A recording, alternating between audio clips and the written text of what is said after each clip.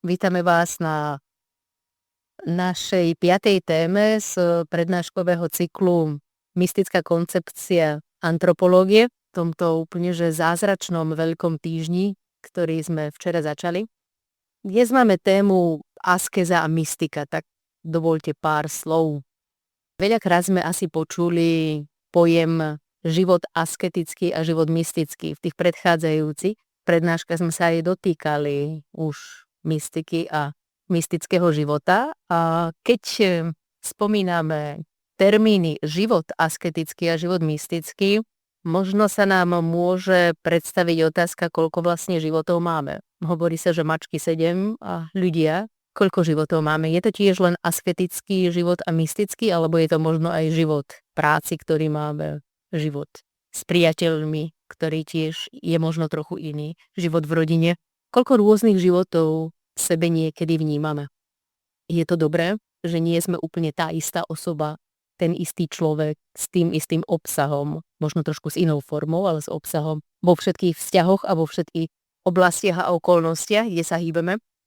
Je fakt, že cieľ a model, ktorý je nám predstavený, je ten, že život je len jeden a má rôzne dimenzie. Veľakrát, ale skutočne z našej vlastnej skúsenosti prežívame vnútorné rozpory a zdá sa nám, že máme tie životy viaceré. Platí však aj to známe slovenské porekadlo či príslovie v jednote je sila.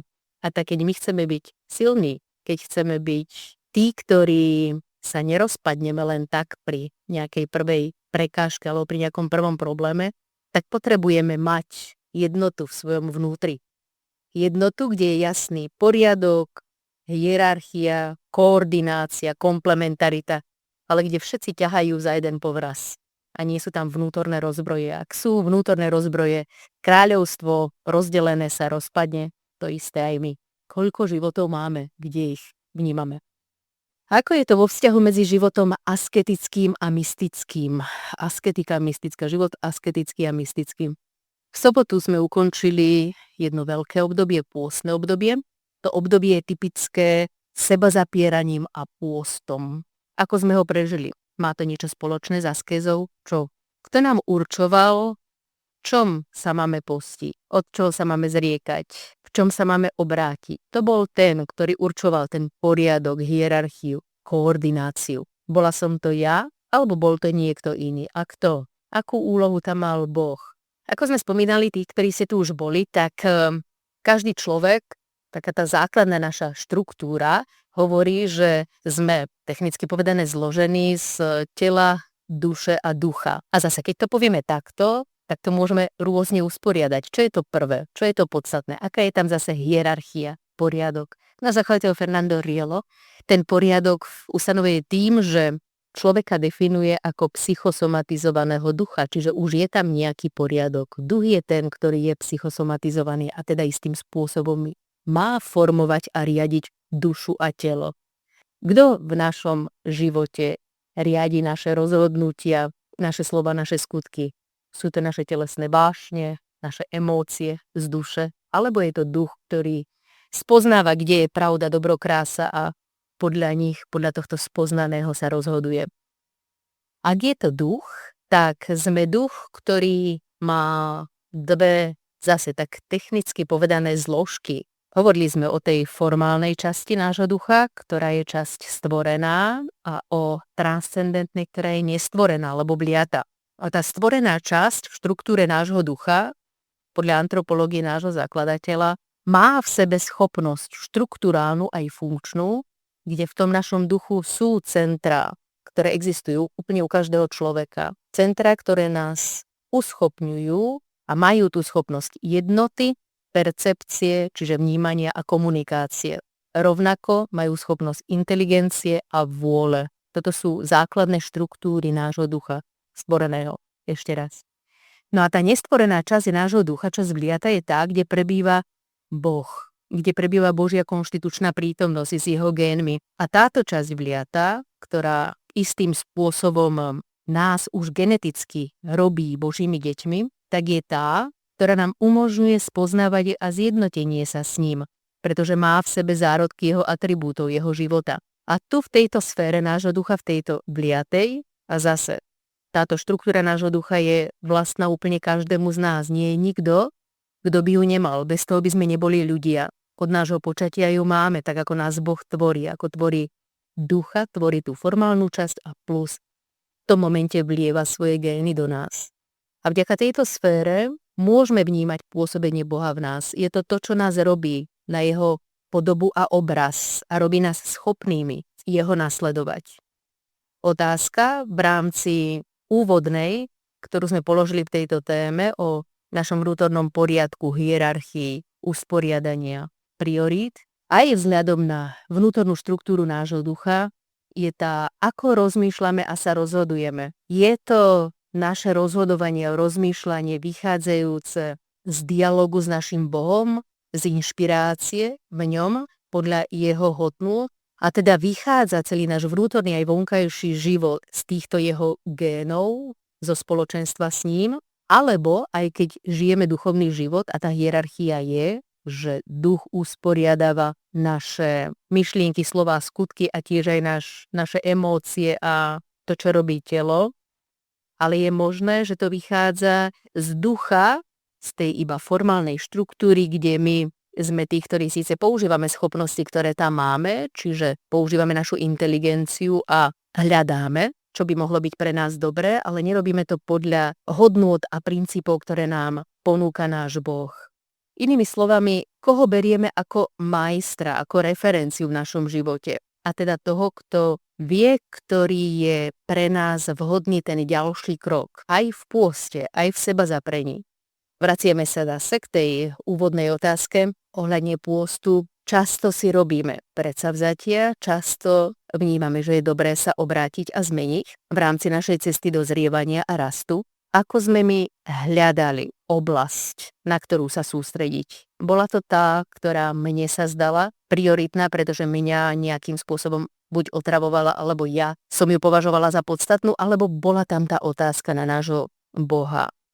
Keď my si myslíme, a to je zase súčasť tej koherencie aj v našej viere, že Boh, náš trojediný Boh a konkrétne v svojej Božej osobe Ježiša Krista je učiteľ a majster, tak učiteľa a majstra sa pýtam, on je ten, ktorý vie, ako to v tej škole funguje, ako je to dobré, aby sme prechádzali jednotlivými poznatkami. On vie, že nedá sa naučiť niečo bez toho, že by sme sa naučili niečo predchádzajúce.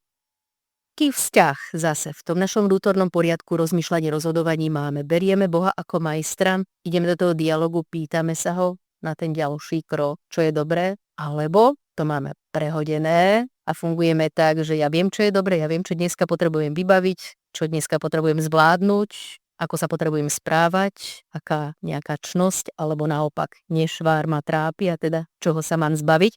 Ja mu to teda predostriem, keď už nejaký dialog s ním mám a poviem mu, tak ty mi teraz pri tom pomáhaj. Ktorý je náš štýl? Ešte raz. V tom praktickom živote, tých praktických dialogov, je skutočne on ten prvý, je to ten dialog, alebo on je ten pomocník a teda som to ja. Kto je iniciatíva v mojich myšlienkach, slovách, skutkoch? Termín asketika hovorí o čine človeka, ktorý odpovedá na Božiu milosť, ktorú dostáva cestou inšpirácie. Asketika je aktívna odpoveď človeka, afirmatívna odpoveď človeka, povedanie Bohu áno, na inšpiráciu, ktorú vníma mystickým spôsobom. Mystika je vnímanie pôsobenia Boha v nás. To je mystický život. Boh hovorí, ja ho počujem, ja ho vnímam, dotýka sa ma. Asketika je, ako ja mu pozitívne odpovedám a čo potom, ako sa ja rozhodujem podľa jeho slova, formovať moje myšlienky, moje skutky, moje emócie, moje túžby. Čiže asketika je úsilie človeka s jasným smerom. Majú naše myšlienky, slova, skutky, celý náš život jasný smer? A je tam taká tá jednoznačná vodiaca niť, ktorá hovorí, toto je smer, ktorým idem vo všetkom od rána do večera. To je to, čo sa zjednocuje v zmysle a smere k nemu, inšpirujúca ním. Od neho vychádza, k nemu smeruje k čoraz hlbšej jednote. Zmysel a smer všetkého. Mohli by sme si položiť otázku, aký je rozdiel medzi morálkou, etikou a asketikou. Morálka, etika, asketika. Na začiatku by sme mohli povedať, že nie všetko morálne a etické je asketické. A nie všetko etické a morálne je asketické. Ale všetko však, čo je etické, je morálne aj etické. Čo tým chceme povedať? Tí, čo sme tiež už tu boli na tých predchádzajúcich prednáškach, tak tiež niečo podobné sme hovorili, že nie všetko duchovné je mystické, ale všetko mystické je duchovné. A toto je zase v tej komplementárnej oblasti. Ako tomu rozumieť?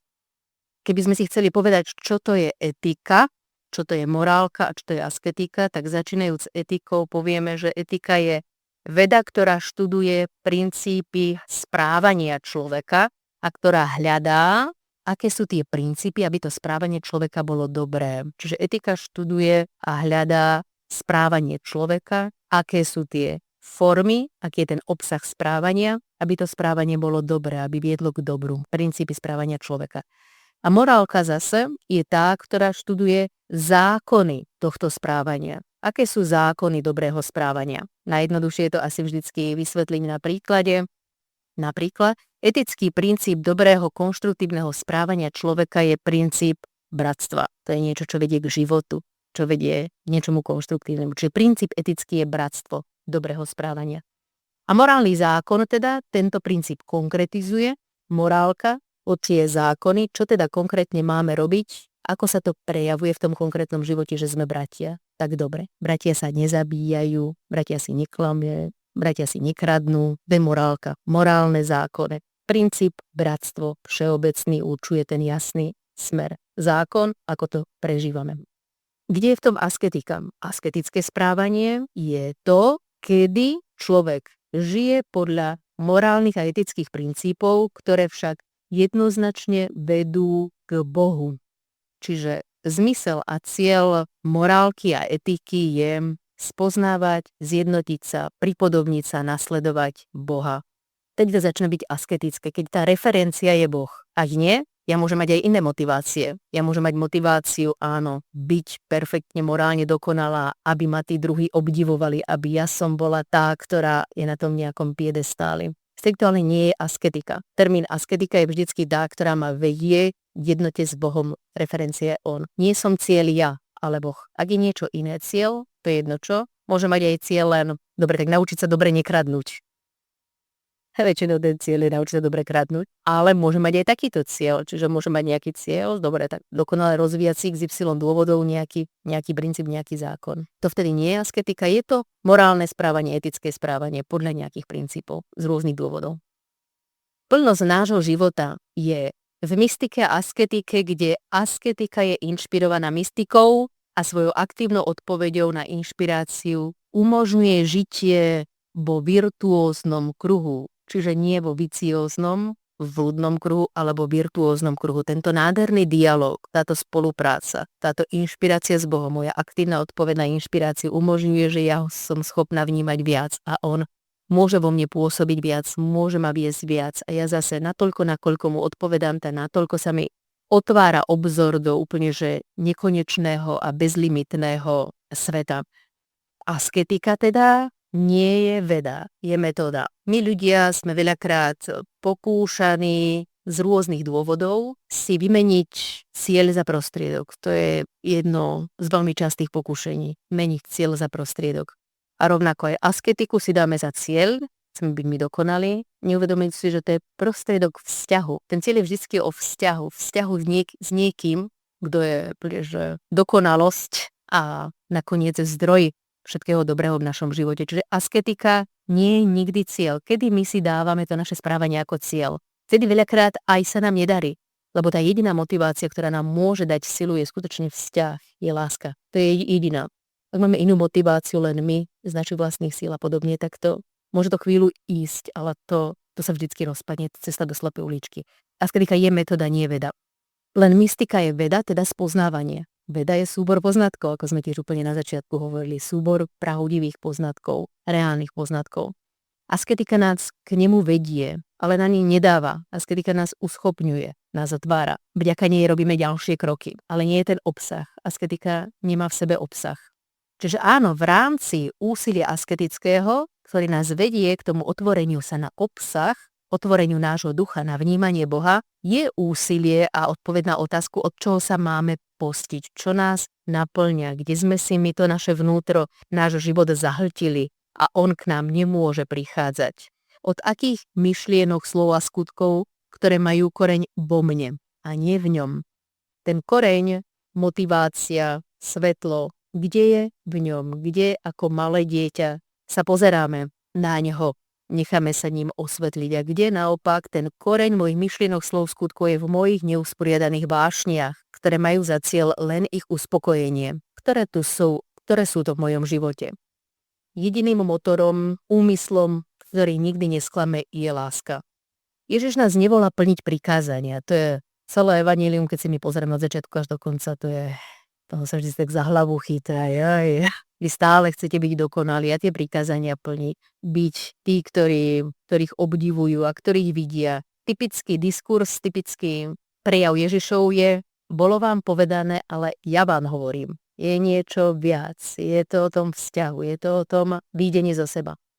A na záver, keď si chceme celú túto dokonalú stať, kde je to veľa o tomto obsahu, bolo vám povedané, ale ja vám hovorím, tá stať v Matúšovom evanjeliu v 5. kapitole 21. až 48. verš končí to dokonalou staťou o láske.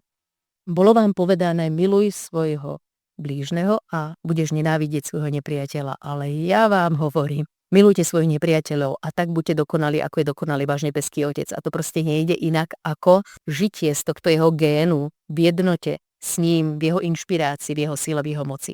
Tiež takéto pokúšenie, ktoré je nám dané sústrediť sa na tú metódu, na tie formy, na to materiálne, na to kvantifikované, namiesto toho, aby sme sa sústredili na tú kvalitu, na obsah, na niečo, čo je oveľa viac, tak to pokušenie je zhrnuté v tom, že sa snažíme všetko nejako merať.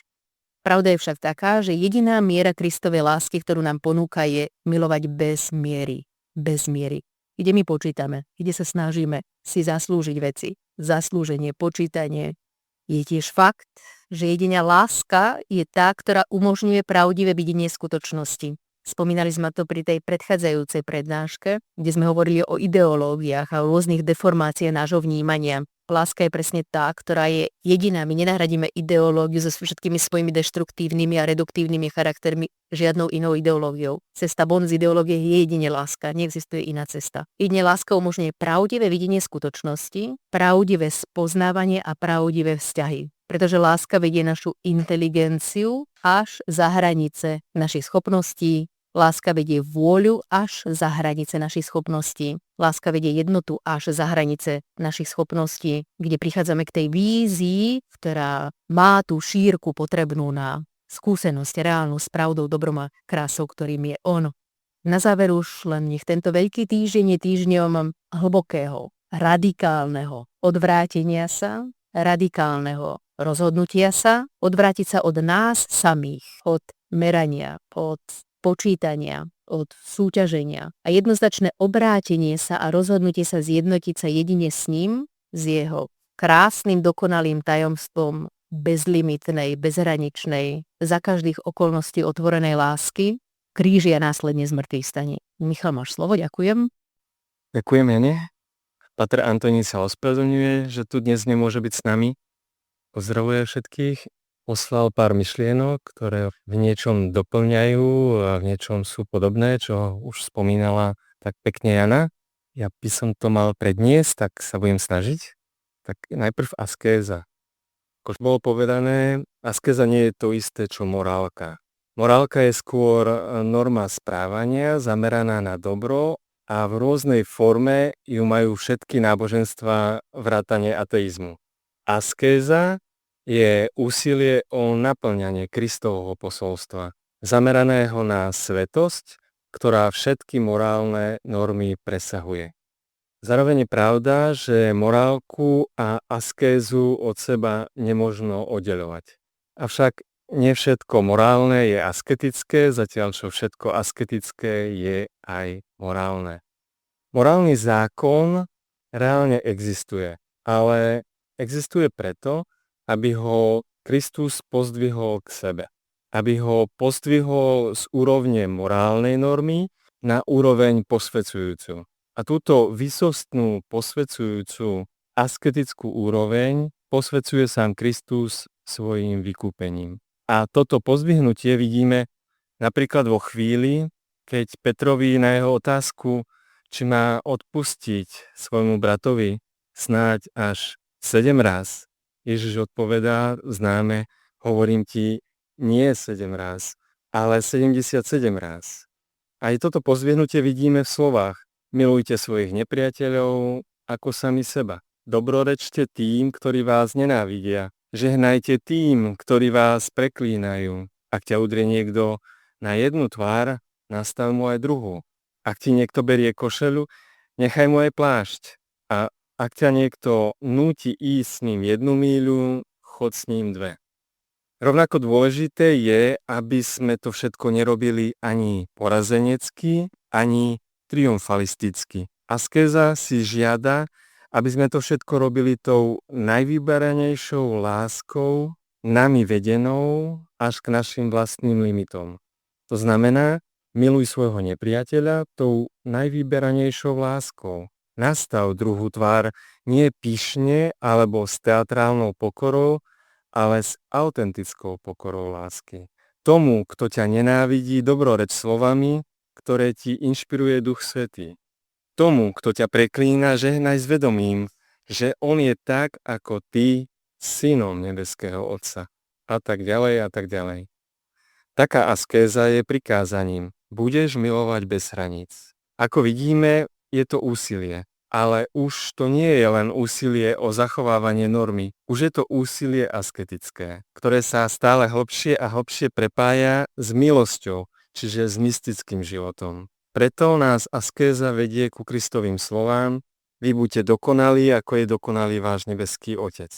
A to je naozaj niečo neporovnateľne väčšieho ako obyčajná morálka.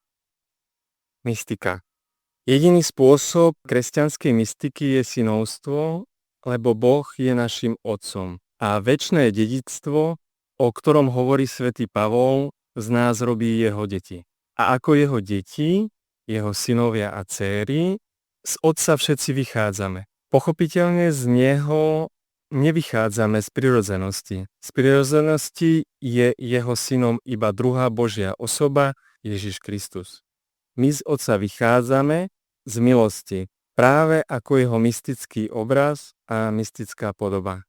Tak z neho vychádzajú všetci ľudia bez rozdielu vyznania a žiadne náboženstvo nesmie toto synovstvo upierať inému náboženstvu. V tom zmysle sú všetci ľudia bratia a sestry. Každý človek je konštituovaný tak, aby si toto synovstvo mohol uvedomovať. Lebo, ako si stále pripomíname, v duchu každého človeka prebýva Božia konštitutívna prítomnosť Boha, nášho Otca. A táto konštitutívna prítomnosť Boha Otca v každom človeku pôsobí príklon k nemu samému, k Otcovi. Esenciou tohto všeobecného príklonu je absolútna láska aj so všetkými Božími atribútmi. Aké sú tie atribúty? Sú to atribúty nekonečného Boha, prijíma limitovaný človek ako svoje dedičstvo, ktorého otvárajú nekonečne definujúcim termínom nášho všeobecného synovstva. Každý syn je teda tiež osoba, lebo osoba je aj jeho otec. Čo je to však osoba? Fernando Rielo hovorí, že osoba je tým najvyšším výrazom bytia. Preto osoba ako najvyšší výraz bytia preniká do našej mystiky. Etymológia slova osoba pochádza z gréckeho prosopon, čiže maska pred tvárou divadelného herca. Tento výraz prosopon prenikol prirodzene aj do latinčiny. Na Apenínsky polostrov, kde po Etruskoch existovalo slovo tvár. Obe slová sa zlúčili a dali vzniknúť dvom novým latinským slovám, a síce persona, osoba, a prezencia, prítomnosť. Etymológovia sa shodujú, že obe slová boli spočiatku používané na vyjadrenie osoby človeka, ktorého tvári sa niečo reálne sprítomňuje. Niečo, čo sa v ľudskej tvári zrkadlí. A to, čo sa v nej zrkadlí, je ľudské vnútro, čo platí dodnes. Ľudská tvár zrkadlí námahu a vyčerpanosť, spokojnosť a odpočinok, bolesť a utrpenie, útechu a radosť, šťastie i nešťastie, ale i pravdivosť i klamstvo, úprimnosť i prehnanosť, alebo dobro i zlo a tak ďalej. Ľudské vnútro jednoducho modeluje ľudskú tvár.